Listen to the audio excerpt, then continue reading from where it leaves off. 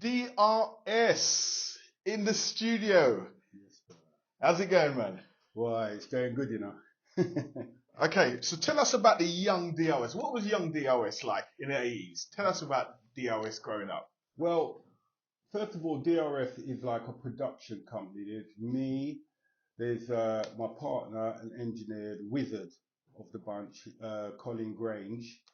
And then we have Earl Broadfinger Francis, who's like a quite famous reggae artist. He plays backing with all the stars, going from Dennis Brown, everybody he played with. He's the man that we use to play this stuff for us most of the time. So it's actually three of us, two of us really, me and Colin, but Earl, the third part, that make up DRS.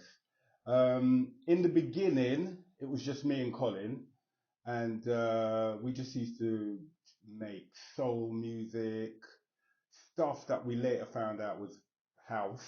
Well, I didn't know about house in them days because I was trying to like. So what kind of year we're talking? Man. We're talking about 88, 89. Okay. I think I actually started well before that. I brought out this group called the Wee Papa Girl Rappers back in the early 80s. You know, if the camera could see my face right now, what you? Oh my God, Wee Papa Girl. Wee Papa Girl, come here, son. Yeah. Oh my gosh. That's where I kind of like started getting into the music serious. You know, one of them was going out with my flatmate, and he decided to get a drum machine, and I was sitting there watching the process, and I thought, I like that vibe. And in the end, we made a couple of tracks for him, and took him on little tours like Notting Hill Carnival, those kind of places we were playing out in the 80s. And next thing we know, they were signed.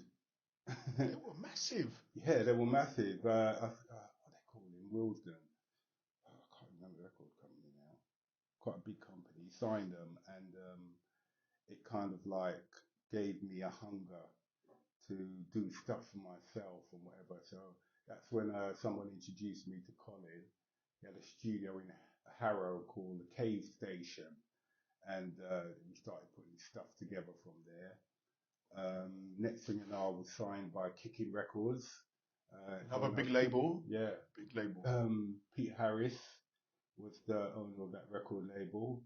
I signed to him for probably about 2 years, did a few things, had that track Wonderful, which was kind of like, it wasn't a massive hit, but it's kind of like a cult hit.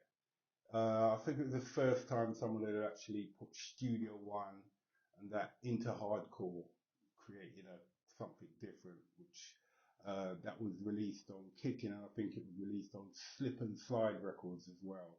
I think it was the actual first release of that record label, Slip and Slide. So, you know, it didn't turn out too great at Kickin. I think the problem was I wasn't getting enough studio time to develop what I was doing, but I was around a load of genius. Just before I got signed, Hype was the A&R man. DJ Hype? Yeah, DJ Hype. Yeah, he was the A&R man at Kickin. I sent a few demos in there, which he just said, nah.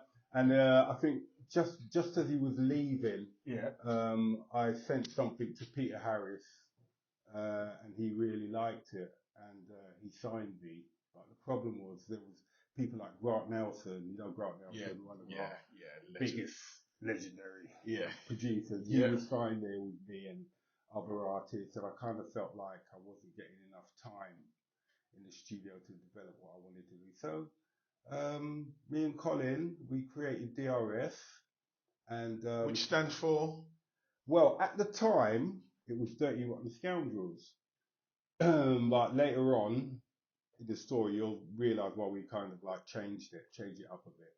But cut a long story short, I carried on doing jungle up until about 96, I think, 97, and then when it all changed and it became this drum and bass thing. But by that time, I'd sort of like been working on a vocal jungle mix, reggae mix kind of album. I was sort of like about 8 tracks in. You know the stage where you got the track there and you say, yeah, they're nice. Let me just leave them there for a minute, work on something else, and then you come back and do the final mixes. I was at that point where we were going to come back and do the final mixes, and all of a sudden, well, the DJ said, I'm not playing that. Not playing that. Can't play that. Yeah, too much reggae in it, too much whatever style. And it's when that was at the point where the drum and bass thing was created. So me, I was really pissed off at this time. I mean, 2 years, quite a lot of artists, and I just had enough at that point. And on top of that, I was spending all my time in the studio. Kids were growing up, and I wasn't seeing much of them, and I just got disheartened by the whole thing. All right, and then I went into What year did you switch into House and Garage? I think it was about 96, 97, I'm not sure. And I just locked myself away and I just built loads of these tunes, but not actually taking it serious and trying to push myself, because the experience I had at the record company, at Kickin and that, kind of like put me off. And what was the experience? Well, just not getting the studio time, sort of like just being kind of like shoved backwards. The other guys were getting all the time, and then when I did get time, I couldn't find an engineer, and it was just a lot of things, and so I just kind of like said, why do stuff on my own? So I done this track, Every Man, and right, tell everyone, right, this is the song that DRS made. It's Every Man Do His Ting and Lick Away Different. And it was a massive jungle drum and bass track. Would you say drum bass? Am I right to say drum bass? Well, kind of era call it what 94. it is, jungle. Yeah. I mean, we have this thing now. Well, before I left jungle was jungle. Yes. There wasn't all this type Drum of liquid jump up. There wasn't. It was just jungle. Yeah. So right now, I'm still finding it difficult to distinguish what is what. Personally, myself, I can't. I don't get it. Yeah. I think if it's 175 BPM and it makes you jump and rock and you've got break beats, it's jungle. Yeah. But people argue. So it's a good argument, though, isn't it? Well, because there's so okay, this is how I see the scene from when I started. So I started listening to hardcore in 91. Then I would say 92, it changed a bit more into like, there was more samples of maybe soul and a bit of reggae. And then 93, it turned into hardcore jungle. And then jungle came in, like end of 93, it took over until about 95. And then in 95, they started using hip hop samples kind of thing, like with Eamon. And then 96, you got more intelligence and stuff like that. Yeah, that's the one I was thinking about. Yeah, the intelligent stuff like 95, 96. Yeah. In conjunction with Eamon stuff. So you got your Protex and stuff like that, LTJ Bookham, stuff like that. Every Man, the track that you made with Kelly, did you actually make it in the studio with him, or was he? Well, what it was is I actually built the track before, and I was going to this rave called Sunday Roast. I think it was SW1, and then it went to Linford Studios and all that. And I met Kelly there, and he played one of my tunes, the one Wonderful, and I thought, yeah, my respect, like that. So I went up to him and I said, listen, I'm doing some projects, blah, blah, blah. How about coming in the studio and collaborating and all that? And I played him the original Every Man track, which is now going to be released by Night Force Records. So there's another mix that we ain't heard? Yeah. Okay. There's quite a few. So I brought him in and I said, boy, what do you think of the tune and all that? And he sat there, listened to the tune, and he said he's got a few ideas and whatever. Give us a real proper set of break beats and all that, where what was going on at the time and all that. So anyway, he came in the studio, done some adjustments, fix up, put a gunshot in there and thing. That was the mix, that Rugged Vinyl release. Yeah. But at the same time, I did a couple of remixes, and a couple of friends of mine did a few remixes. There was Eternal Bass, Emma. She used to be my apprentice. Ah, Yeah, okay. I first took her into studio, and Is she from Reinforced? no, Reinforced no, or no. Rugged? Did she do rugged stuff? Any rugged vinyl stuff? I'm not sure exactly what she did, because when she was really, really expanding and getting big, that was the time when I left. Because I've seen her name on a few Yeah, vinyls. yeah. So, well, there's a few of them. I think Spandangle has released a couple of her stuff, what she did back in the day. Yeah, but anyway, yeah, she was the apprentice, and she did a few things, and she done a couple of mixes with 24 Carat, Danny Styles, Big Dun. Yeah, he is. So she done a few mixes with him, and they're going to be released on Spandangle. And the original Everyman before Kenny done his remix, that's being released by Night Force with a track that I found on the DAT tape, a 1993 track I did with Stevie Hyper. Just found it on a DAT tape the other day. So we have a release, an unknown release track with MC Stevie Hyper D that no one has heard. Yeah, absolutely. Wow. Yeah, absolutely. You know that's going to go mad, isn't it? Well, everyone's going to be wanting a copy of that, and to just tribute. It's going to be a tribute thing. Yeah. I mean, when I found the track, the first thing I did was contacted Stevie people and told them that I've got it there. Said to them, do they want to come and get involved and whatever, and we donate 25% of everything to the foundation. So hopefully people, it's not going to be like we're not planning on a digital release right now, but it's just like a vinyl release where Night Force is going to put out a few hundred copies or something like that. So look out for that, and I'll give everyone a shout when it's out so they can grab it. But it's a wonderful thing finding it. It's just a wonderful thing, and I'm sure I've got more of him on Reel to Reel, because when I get an artist in studio, a lot of times it's not for a specific track. It's like we just got rhythm there, and we just got drum beats there, and we just said, go on, get a man a mic, and then afterwards we have a look through and see what we could use and whatever. So it's like a lot of people don't realise that Stevie Hyper D is on Everyman. DJ. A lot of people don't realise that, because I made a silly mistake. At the time, people were time stretching vocals deeper, higher, and all that, and we put took it down to semitones or something, so it sounded a bit deeper. I didn't know until you said that the other day when we had our phone call. Unless you had said that, I would never have known that was Stevie Hyper D, because it doesn't sound like him, because it's just a totally different tone to the way he would normally spit on the mic back in the day. Yeah, big mistake. But at the time, it was the fashion. That's what people were doing. They were trying to either make it really squeaky, or they were trying to make it. But it fitted perfect. Yeah. So it was just perfect. Yeah. God rest his soul. I just wish right now I could turn back the time and use his normal vocals so everybody realised that it's actually him. But whatever. I'm going to check out the tapes and see exactly what we've got there. If there's anything else. So do you DJ as well? Big mistake. No. Oh man. I think that is probably my biggest mistake ever. At the time, the production just took up all my time. I was always in the studio. And at one point, someone did say to me, probably about 1994 or something, why you don't learn to DJ, man? You can play your own stuff. And I tried all of 20 minutes. And I could not make the beats match up.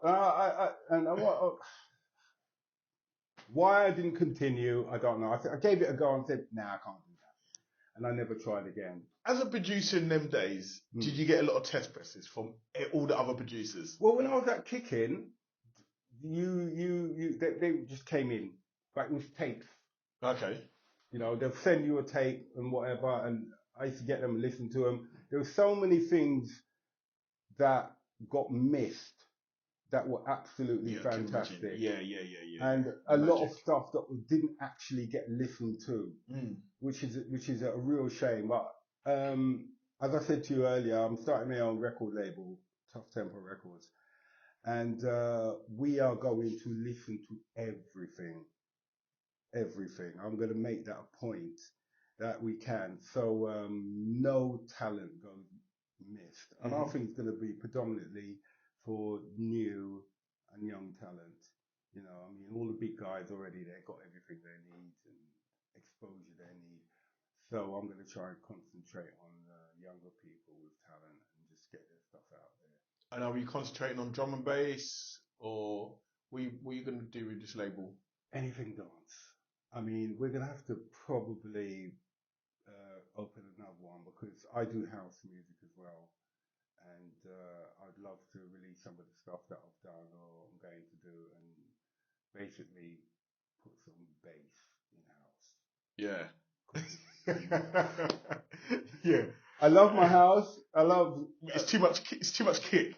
No, Not enough no bass. And what they call bass is either like a real deep kick drum, or just nothing. Yeah. A bass sound without no actual rhythm, no line to it, no melody. Listen, I'm with you on that, DOS. Me and you are gonna make some beeline house. Believe me, I've got some already. 125s? 125 tempo? Whatever the tempo is. Their tempo is 125. Yeah. But we'd use our 4/4, but we'd put a bit of beeline bass in it. line in it. Yeah. I'm with you on that. Yeah. So you guys heard it from us first. We are going to put some beeline in house music. And when I say beeline, I mean proper bass line. But it's going to be at a 125 at their tempo. Okay, yeah, their tempo. I can do that. But we're going to put maybe some jungle beeline, some the new stuff beeline. Absolutely. When this show's done, I'll play you something, and you know what I'm talking about. Yeah. Okay. I can't remember where we were. Well, we was talking about. Did you get tunes from other labels and other producers as a producer yourself? Because at the time, yeah. You know, people pass things around. You know, you give out a couple Dubplates and whatever. I remember. I think it was SW1 Club. I can't remember the year, but I did this Dubplate for Kenny Ken. And it's the first time I actually remember people having name dubs. I can't remember when Roast was in SW1, but it's got to be like 93 or 94. Yeah. And I dropped a dub plate for Kenny, and the place went off. I think they wheeled it up 6 times or something massive. Yeah. Something massive like that. And it was, So, we used to give out dub plates. People used to give us stuff, whatever. How did the dubplate thing work? Let's say, okay, you made your every man do his thing. So what happened? What next? What it was is sometimes before you actually try and do some white labels or whatever, you give a couple of DJs a dub plate. So who would you give have out a look? to? I Keddy, I gave Keddy a couple, I gave Maddox a couple. I can't remember. I mean, it's so long ago, but you know, there's a few of them out there.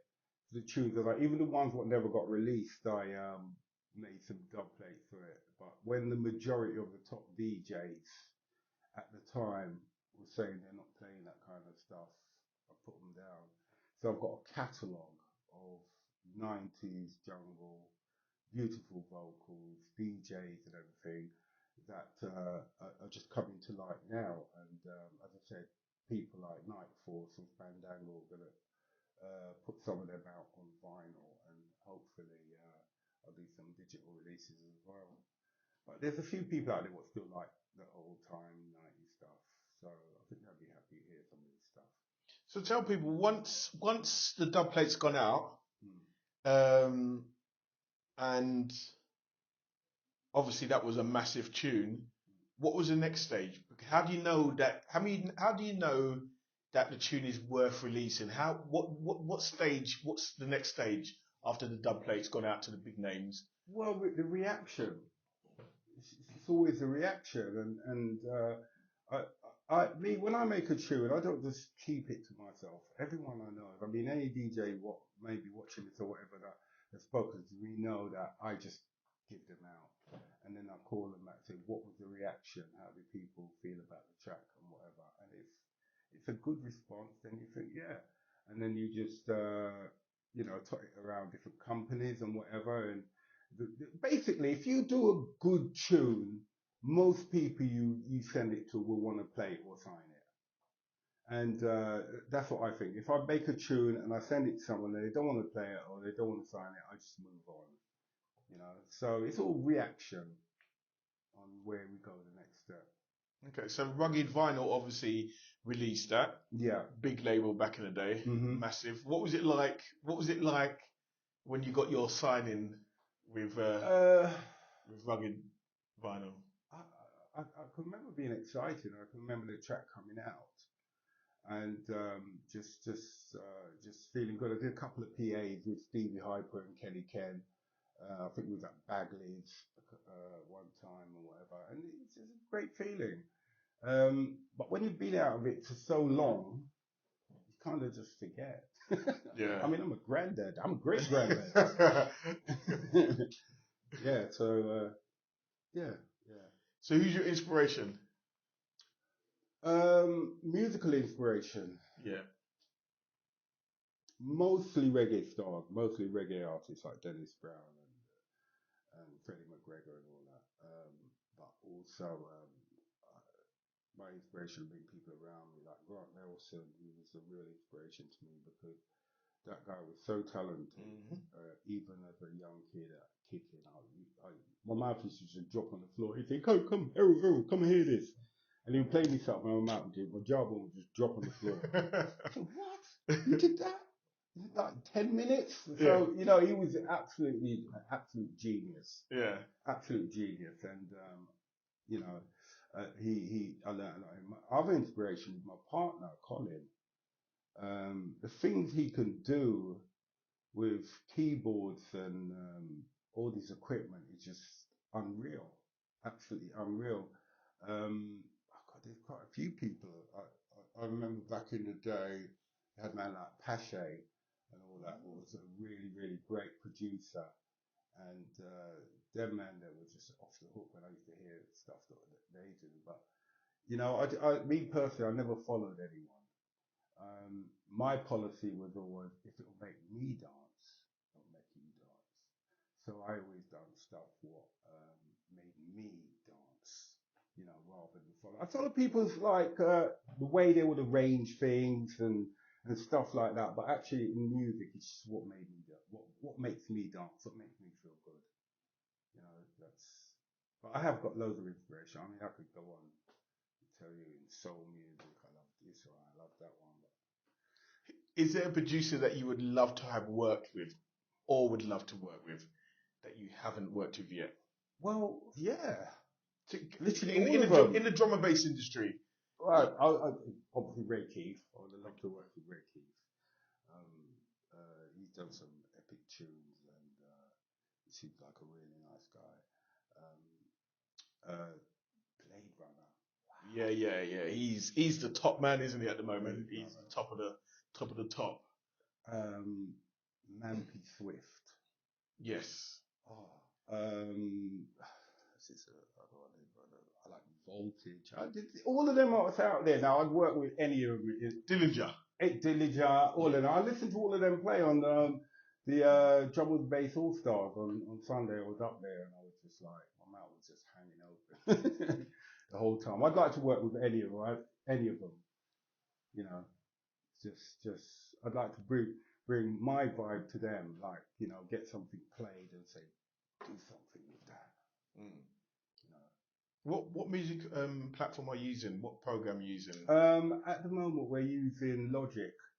But again, what happened was we had a studio in Bristol, in Harrow. Then the studio moved to Bristol, and it's just been really hard to keep going up and down there. So a lot of our stuff now is done over the phone. I'll go to our musician, we'll get something played, and then I'll send it up to Bristol to the partner Colin, and he'll put it down, and he uses the Project X. I've only just really got my own copy the other day, and I've started building stuff at home. But the last time I was really sat behind the computer, we were on Cubase SP and all that. Wow. Way back in the day, you know? And so I'm finding my way around Logic now. But I think we're still going to work in the same way. I'll do the musical stuff and get it over to Colin, pass it down to him, he'll do it, and then we'll argue on the phone for the next few weeks how things should go. That's how it goes. So the garage stuff you did you release anything in the garage industry? So it's just everything's on dub. I just got a bag of like, 15, 20 garage and house tunes I never released. And I bet there's some bangers in there, you know. Yeah. It's like gems that people would just go mad over. I think so, because I took some stuff out the other day, some of the house stuff I made, and I played them to DJs that are sort of like really in there at the moment, and they say, "What? Give me this, no, give me this, no." I'll play that. Yeah. So that's why we decided we're going to do a house label as well. Yeah. And start releasing stuff. Okay, so tell us about the Real Sound, your new stuff that's coming out. Tell us about it. Right, back to that story. People kept asking me, am I DRS? Am I the rapper? And I said, no, I'm not DRS. I'm not the rapper. And apparently people have been asking him, are you the man what made every man? So we knew about each other. Being mistaken for each other for ages, and one day a friend of mine, Justine, she bought me a ticket to go to a concert. I didn't know what it was until literally the last moment, and she said it's a DRS concert. First of all, my face, screw up. What, the guy took my name, DRS? And then I kind of thought, well, why not? So we went to the concert. And she sneakily ran up onto the stage just before he came on stage and goes, do you want to meet my mate, Errol? And he goes, is this your mate? He goes, DRS. And a big smile came on his face, and he walked off the stage into the crowd, came up, greeted me, shook my hand, we hugged, we had a little chat. He gave me his phone number and said, give him a shout. So reluctantly, kind of, I don't know what to expect there, but I've just met this guy, and he's the nicest guy in the world, and all the time I've kind of like a bit put off, because when I came back into Jungle, I had a couple of records I was going to release with Hazardous, and sort of like a dispute kind of came up as what we're going to call ourselves. How can we come back into the Jungle after 20 years and call ourselves something else when we are DRS? So we just decided to keep DRS, but use the Real Sound as what it means, and put that up front instead of DRS. So when anyone says where you are, say the Real Sound, bracket DRS. Yeah. Original DRS. So anyway, I phoned him, and he said, you know what, I'm going to make it up to you, mate. Just do a tune. I thought, what? Okay. So last year I went and met him in Sardinia. He sent me some tickets for Sun and Bass, which was fantastic. Me and my wife went out there, and we had a good old chat. And I said, yeah, let's do something. So I said to him, okay, what I'll do is I'll send you a couple of stuff what I've done, and see what you think. And I sent him a rhythm track that I'd done. And before I knew it, he just sent me back vocals. He didn't even say he liked it or not. He just sent me back vocals. So I said, right, nice. So I listened to the vocals, and it was really good. But I thought, I need one more piece. So I thought, like, give me another verse, which he eventually did, which was fantastic. So I had a section of MCDRS. So we just built around that version of that track, and done all the different mixes, and it's called Never Live Without You. And I think it's there's 5 mixes. There's like a drum and bass kind of, I wouldn't say poppy, but really easy. And then I've done another mix with just DRS. Yeah. And we call that the fantasy mix. Yeah. So very little vocal in it, but just him rapping. And then I did another mix without DRS in it, just called the Dotty Mix. I just wanted something really dirty and rough. But it's mixed with vocals. I singer Gary Forbes. He's an actor. You may have seen him on TV on certain things. He's a good guy. He voiced it for us. And then we got the fantastic Gravity, right, to do a mix, which is like kind of jump up. Yeah. You could argue, but he's actually left space for the actual vocals in between the screaming. Yeah. So I really actually love that mix, what he's done there. And then we done another mix, sort of like a video edit mix, where we use the vocals on the fantasy mix version, which normally didn't have any singing vocals on it. So we put a package together, and it's going to come out on our label Tough Tempo Records, which we just created, predominantly to release our stuff. But as I said before, young upcoming artists with talent will definitely be up for listening to what they've got. So when is this first release? You know when you got a date on it? Hopefully it should be in the next month or two. Hopefully, we're just sorting out some business with Cygnus, and once that goes through, then we'll give a release date. But hopefully it'll be in the next month or two. A few DJs around have got it, and they're playing it and they like it. Hopefully there's a mix for everyone there. You know? Yeah. Okay. So who are you going to be collabing with in the future? Have you spoken to anyone? I've got some fabulous stuff coming out. There's a young guy. He's not that young anymore. He used to be young. Called Chazza. He's got this YouTube thing, Chazza Productions. Okay. And he normally does like reggae and grime and that kind of stuff. And I went around his house and he was playing me some stuff, and I've heard something that's just like, wow, I love that stuff. It was a reggae tune. So we did a collaboration where I turned it into jungle drum and bass, more drum and bass, I'd say, because it's quite tame, I should say. But I don't know if drum and bass people are going to fight me for that, thinking I'm thinking all drum and bass is tame. But no. Yeah, so I've got something really, really, really good coming. A couple of really, really good stuff. I'm talking about big stuff that hopefully can chart. You know, because I'm all about the vocals and that kind of stuff. Even though I like them dirty, nasty, stinking, ranking tunes that they're playing, it hasn't been something that I've built myself, but I'm coming with that as well. Yeah. So, are you looking for artists? I would say, yeah.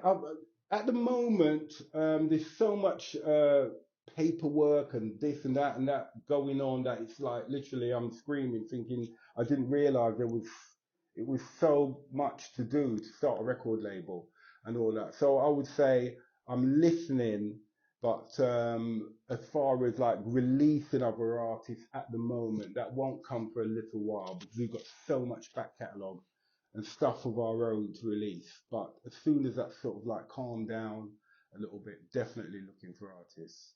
And are we going to be doing digital release, or are we going to do just digital? Digital. I mean, if there's anything for vinyl, then we could speak to Night Force or anything like that. I would say the unreleased versions of Everyman. Well, so that there's a remix I found on the DAT tape that we did. It's called a Too Bad remix, and just before I got involved with Night Force, Spandangle, Simon's record label, he took an EP off me, so he's actually got that one. That's the first DRS official remix of it, but we will do that on digital, definitely. Okay. And as I said, Fandango is going to release some Everyman mixes from 24 Carat and Eternal Bass as well. That's coming out. 24 Carat's a singer, isn't he? He's a No, singer. it's Danny Styles. Danny Styles, he runs it, 24 Carat. It's a record label. Oh, I was thinking of the singer 24 Carat. But Danny Styles, because he's released a couple bits on the Shadow and stuff. Yeah, legend. Proper legend. So what's the best bit of advice you've heard from someone as you moved your way up through the industry? What's the best bit of advice? Hold on to your dreams. But that's not what I did. You know? First big hurdle I ducked out. I said, fuck them. And I ducked out and spent most of that time just not being focused. So I think the most important thing, if you have a dream, right, follow it to the end. Yeah. But what another important message is, right, when you do music, don't just play it to your friends, right, and people you know. Send it to people you don't know. Yes. Right, because then you may get the truth. Yeah. So all you upcoming producers, right, who's rocking behind the keyboard and the deck saying, yo, tune's wicked, right, and your friends are behind you saying, yeah, it's wicked. I'm not saying don't believe them. Yeah. But I'm saying find somebody else to know whether you're on the right track. Yeah. You know, because it's not good going down the wrong track for like, you know, a few years or whatever. You just need to be on point. So, that's my bit of advice. What do you think of the scene at the moment, the jungle drum and bass scene at the moment? Well, it's as healthy as I think it's ever been. I mean, it's fabulous and diverse people. I go there, I feel like a granddad now. Well, I'm a granddad, but I go there and I feel old, and I look and I see there's old people, there's young people, there's kids, and whatever. I can't say I fully get on with everything they're doing. I mean, a lot of this stuff, there's no music in it. It's just a few notes, and I can't get along with a lot of that screechy stuff either. Because I'm coming from musical background. I grew up in church, watching man playing guitar and drums and singers and singing. And when I hear these tunes, they make you feel good, they make you whatever, but they're gone after 2 years. You're never going to hear them again, really. Yeah. They got no longevity. So I like stuff with real music in it, real notes, real chords, real, you know. That's my take. Would it be a fair statement to put you in the category bracket as same category bracket as MB for Hero? No way. And for Hero? No. Tell me why no way. No, because those men done their time. They stayed in the business. They sold loads of records. They were consistent. I came in, had a bit of success, ducked out, and now come in trying to crawl my way back. Now I'm nowhere near there. But your production style, well, because of your love for rhythm, for you know you like to make good music, good jungle drum and bass music. Like you want to put vocals in there. These guys are into vocals. You want to put instruments in there. You know, it's just say one day I hope to come close to where they are. Yeah. You know, I'm nowhere near that. I mean, I've got some fabulous stuff no one's ever heard. So it's hard for me to judge what other people think.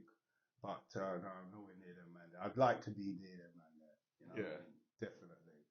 And I want to make music that, you know, the stays 10 years from now you could still play. I done a track the other day called Change with a vocalist called Nikita Candice. It was signed to Basswork Records for a while. And I think it's a beautiful track. I love it. I feel really proud of it. But it never got the promotion and the publicity that it actually really needs. So that's something we're going to have to work on getting these tracks heard, you know, because you haven't listened to it. Change, DRS, featuring Nikita Candice. It's a beautiful track. I think we've done 3 or 4 mixes of it. we're probably going to do a remix. But the problem with a lot of these labels, they don't put much to push it, promote it, kind of on a big scale. And some tracks are worth doing that. You know. Yeah. Okay. Well, what I'm going to do is put some of your music at the end of this, so people can hear some of your stuff. Okay. Yeah. So, yeah, it's been an honor, man. Thank you. It's been an honor. It's been an honor interviewing you. You've got quite a bit of history, man. And we're looking forward to hearing some of the new stuff that's going to be coming out. Yeah, some of the unreleased dubs that, you know. And you know what? I'm gonna try and get on your case to release some of the garage, or let me at least hear some of the garage. I'll let you in a minute. And we're gonna do some 4/4 house beeline stuff. Yeah. Okay. Me and you are gonna change your house scene. Okay. I'm up to it, bro. Definitely. DRS, it's been an honor, man. Thank you. All right. Thank you. Thank you very much, sir. Yes. Nice one. Never live without, so my we can work it out. Why don't we just talk to each other instead of word of mouth? A couple things I wish I never heard about. In this situation, more impatient, now I lost my count. But we can't keep moving in a circle round. Spherical, it's gonna take a miracle to break this down. Smoke and mirrors caught reflection stepping through the clouds. Smoke and mirrors caught reflection stepping through the clouds.